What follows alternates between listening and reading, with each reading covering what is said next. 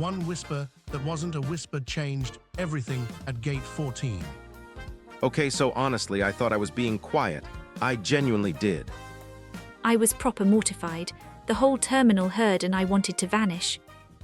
Inspired by the kind of story you'd find on Reddit, there is a moment, and most of us have had one, where you open your mouth, full of confidence, absolutely certain you are doing the right thing, and the entire departure lounge goes silent. Yeah, like wait, every single person just stops and stares at you. And you're like, what did I do? Why is everyone looking at me? Oh no, oh no. That happened to me at an airport, and I am not over it. I am proper not over it. Today's story takes place at an international airport. Gate 14, a budget airline. Sophie is trying to board a plane to Barcelona, and Jake, her so-called best friend, traveling companion, and apparently her personal disaster generator, is about to make her the most talked-about person in the terminal.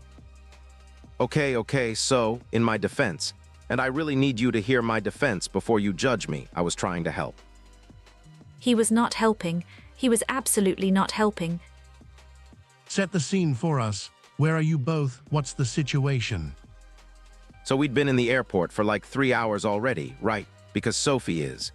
And I say this with love, the most anxious traveler on the planet. Like she wanted to arrive at the airport the day before the flight, honestly. And so by the time we get to the gate, we're like the first people there. We've got ages to wait. And Sophie is already completely wound up. I was not wound up, I was just being sensible. There's a difference. Anyway, we're sitting at the gate, and there's this couple sitting across from us, and the woman is being dead chatty, proper friendly, you know, making small talk with everyone around her. Small talk, that's one of our vocabulary words today. Small talk means light, casual conversation about unimportant topics. The weather, your holiday plans, that sort of thing. It's what you do when you want to be sociable, but you don't really know someone well enough for a deep conversation. Yeah, and this woman was like a small talk champion. She was chatting to the guy next to her about his shoes. She was asking the gate agent about her weekend. She was everywhere socially. And she kept trying to make small talk with me, and I was trying to be polite. You know, I was giving her proper responses. But honestly, I was tired and I just wanted to sit quietly. So Sophie, the polite but exhausted traveler, is doing her best to engage, and Jake is watching all of this unfold. So I lean over to Sophie, right? And I whisper. I go, you don't have to keep being so polite. She's being a bit intrusive. Just ignore her. And Sophie's eyes go wide and she does this thing with her face like. Because he did not whisper, he said it at full volume, in a very quiet gate area. Oh dear. I genuinely thought I was whispering. Like my internal volume and my external volume were having completely separate conversations. I had no idea. The word intrusive, right, which Jake used loudly about this very sweet woman. Intrusive means you're pushing into someone's personal space or private life when they haven't invited you in. It's like when someone asks questions that are a bit too personal or just keeps talking when you clearly want to be left alone. Which, to be fair, she was being a tiny bit intrusive. But you don't say that. You especially don't say it loud enough for the intrusive party to hear. She heard it, the woman, she just sort of froze. And then her husband looked at me. And then the gate agent looked at me. And then honestly, I think the pilot looked at me. I don't know how, the cockpit wasn't even visible. I wanted to disappear through the floor. I was mortified, dead mortified. I could feel everyone looking at us. Today's English word is mortified. It means feeling an extreme, burning embarrassment, like you want the ground to swallow you whole. And Sophie was absolutely mortified, which, given the circumstances, seems entirely reasonable. I was also mortified. I'm not immune to being mortified. My face went completely red and I said sorry. I looked at the woman and I said, I am so sorry, that was incredibly rude of me. And she didn't say anything. She gave him the most withering look. You know that look. When someone doesn't even bother to be angry, they just look at you like you're something they've stepped in. The silent treatment, a classic response to social catastrophe. Now, the silent treatment, giving someone the silent treatment, means deliberately refusing to speak to them, usually as a way of showing disapproval or making them feel bad about what they've done. She gave me the silent treatment for the rest of the boarding process, which was fine. Honestly, she had every right. But then, and this is where it gets worse, we ended up in the same row on the plane. Same row. I cannot explain how much I wanted to spontaneously combust at that moment. We were in seats A and B, she and her husband were in C and D, and there was just this absolute wall of awkward silence between us. Awkward silence, another phrase worth knowing.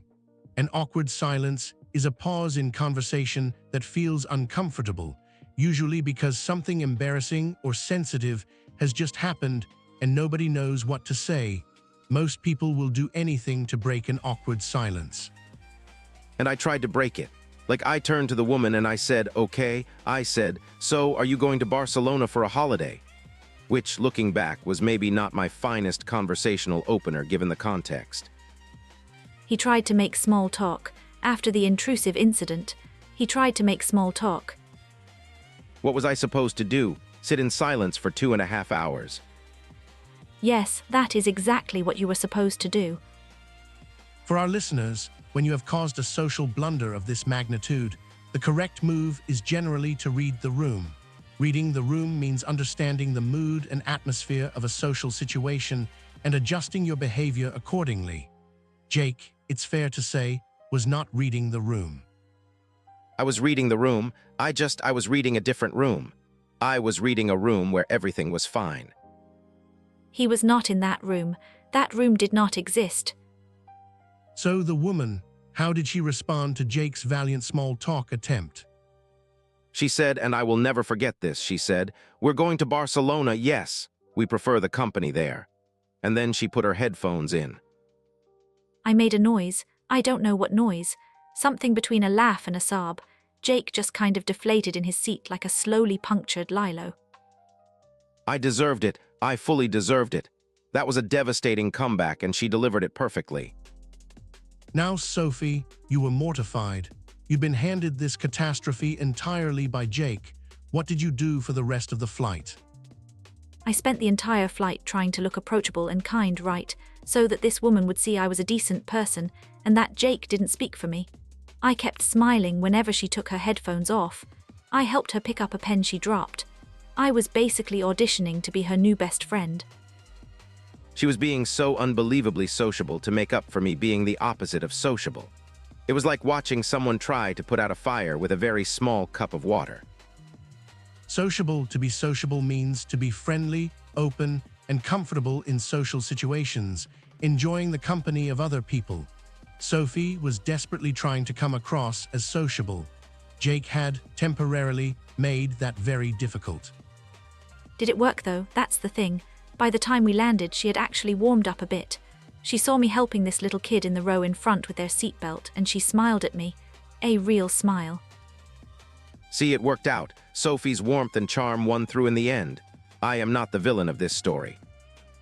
You are absolutely the villain of this story. 100%, no question.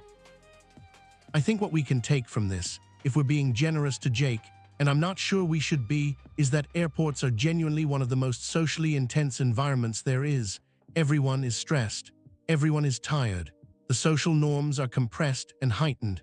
You are forced into close proximity with strangers, sometimes for hours, with nowhere to go.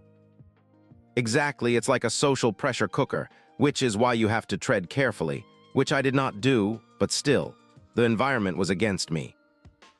The environment didn't make you shout the word intrusive at a stranger, Jake. No, but okay, fair, that was me. That was entirely me. There's something worth noting here for anyone learning English. Actually, in British and American culture, and most English-speaking cultures, there's a real tension at airports between wanting to be friendly and wanting personal space. Making small talk is completely normal and often welcomed. But there's also a strong norm around respecting that some people just want to sit quietly. The trick is reading the room, which, as we've established, is a skill Jake is still developing. I am actively working on it. I'm in a workshop, not literally but emotionally. He's not in a workshop. One last thing, Sophie. Did you and Jake ever talk about it properly? Like, did you actually confront him about what happened? I didn't need to confront him because the woman's comeback did it for me. We prefer the company there. I mean, that sentence lived in my head for about 6 months. It lives in mine too.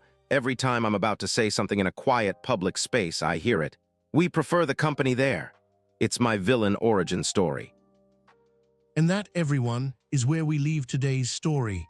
A budget flight to Barcelona, one badly aimed whisper, and a comeback so perfectly delivered it echoed across 2.5 hours of airspace. If that made you laugh or cringe, or both at the same time, which honestly is the right reaction, drop us a like. It means the world. Follow us so you never miss another story like this one, and trust me, they only get more mortifying from here. Subscribe to English Through Stories, new episodes every single day, and every one of them will teach you something useful. See you on the next one, and please, for the love of everything, learn to whisper.